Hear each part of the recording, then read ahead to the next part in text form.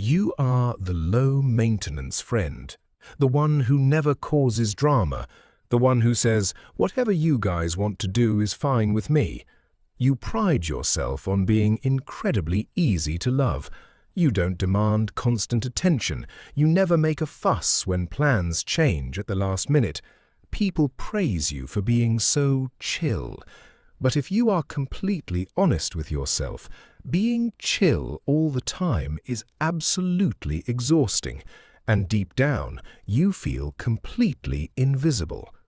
Let's decode the hidden psychology of being low maintenance, why demanding nothing is actually a trauma response. For most people, expressing a need is a normal part of a relationship, but for you, expressing a need feels like dropping a bomb. Where does this come from? It often starts in childhood. Maybe you grew up with parents who were constantly stressed, overworked, or emotionally unavailable. You looked at the adults around you and realized they have no capacity for my problems. If I am loud, if I am needy, I will be a burden, and if I am a burden, I will be abandoned. So your young nervous system made a survival choice. You decided to shrink. You became fiercely independent out of necessity. You learned to self-soothe 100% of your own anxiety. You equated needing nothing with being lovable. Fast forward to your adult relationships, you think being low maintenance makes you the perfect partner. But here is the cruel trap of having zero expectations. When you ask for nothing, you attract people who love to give nothing. Takers are magnetically drawn to low-maintenance people because they can dump their emotional baggage on you without ever having to reciprocate. You become a dumping ground for their needs. And the worst part? You let them do it. You swallow your frustration. You tell yourself, "It's fine, I don't need much anyway." But human beings are not designed to survive on crumbs. Eventually, the silent resentment boils over.